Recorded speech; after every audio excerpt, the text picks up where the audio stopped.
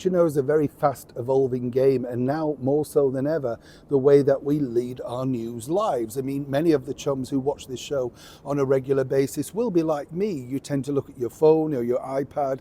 You don't necessarily now sit down to watch the news at 6 o'clock or 10 o'clock because you get the news fed to you all through the day, whether you want it or not.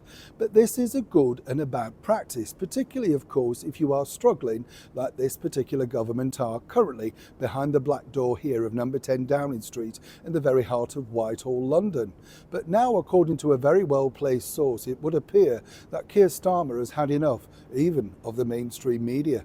As ever, let me explain. Morning, chums. Nice to see you. Thank you so much as ever for taking the time out to join me today, and welcome one and all back, of course, to the very famous street in the world, I would say, Downing Street. Absolutely.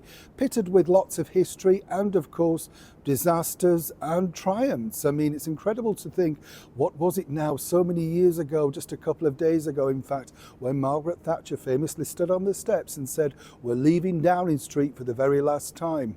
Many people think that that particular speech will be replicated very quickly for the current British Prime Minister, the Right Honourable Sir Keir Starmer. In a terrible week for him, in which his Chancellor of the Exchequer, Rachel Reeves, has once again been accused of lying, fudging the figures, whatever you want to say, it's not worked out well.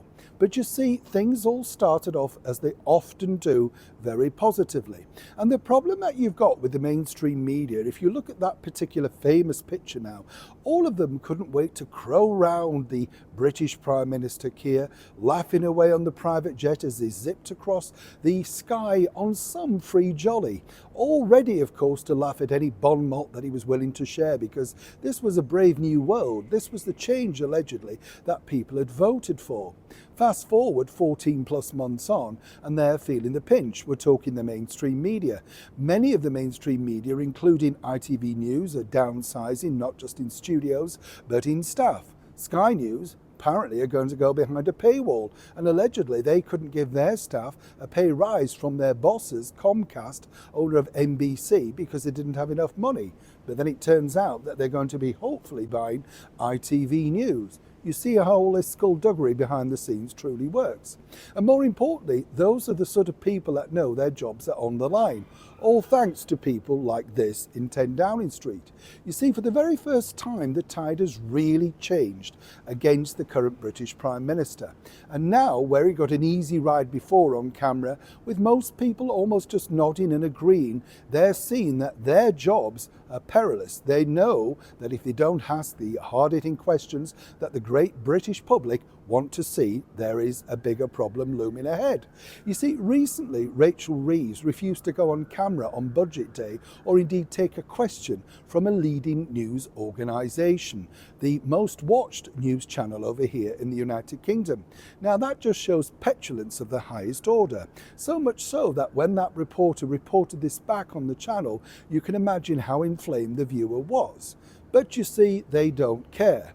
That's the problem. They don't really care what you, the electorate, truly think. During the election, that you wouldn't be able to have, you wouldn't be able to pay for a lift in the child benefit cap. You said it's a difficult thing. I want to put it in my manifesto. We can't. I'm being honest with the public. We can't afford it because I don't want to put people's taxes out. You've done exactly the opposite. You've lost the confidence of this country. Let me answer that, Beth.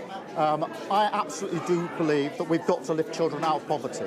We've had a two-child cap in place for the best part of 10 years. The net result of that is hundreds of thousands of children have been living in poverty. That has a massive impact on their health.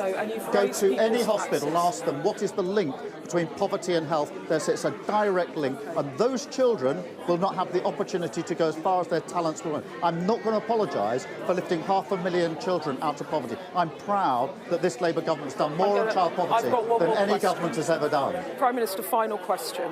You said you would do politics differently. You would put country before party. Instead, you have done today something your party wanted to save your own skin. You are not a government of service. You're a government of self-preservation. I don't know how many interviews we've done. Now, here's where it gets even more difficult, because then another news channel, headed by their political editor, decided to, as the children say, rinse the Prime Minister on air, and it was a disastrous interview where he looked totally inept and out of his depth with no real answers, just reiterating the usual stuff that they keep saying. But as she pointed out, you are the chaos and you're not answering the question. You couldn't hit it any harder. Apparently, according to an excellent source behind that famous door in number 10 Downing Street, Keir Starmer was less than thrilled at this because he's not used to, of course, so many acolytes of the mainstream media turning upon him. Now, according to that source also, Keir Starmer and his team are now looking for favourable sources in the mainstream. That's going to prove very tough, but more importantly also, they may now just decide to release their own news information via the world of social media. By that, you'll see those videos that he loves to make, particularly the recent open letter to his son about how marvellous his son was. Nobody asked for it, suddenly Keir decided to share it with the world. You see how this works. You control the narrative, and then hopefully you don't have disastrous interviews like this one. The thing is, the British public won't put up with it.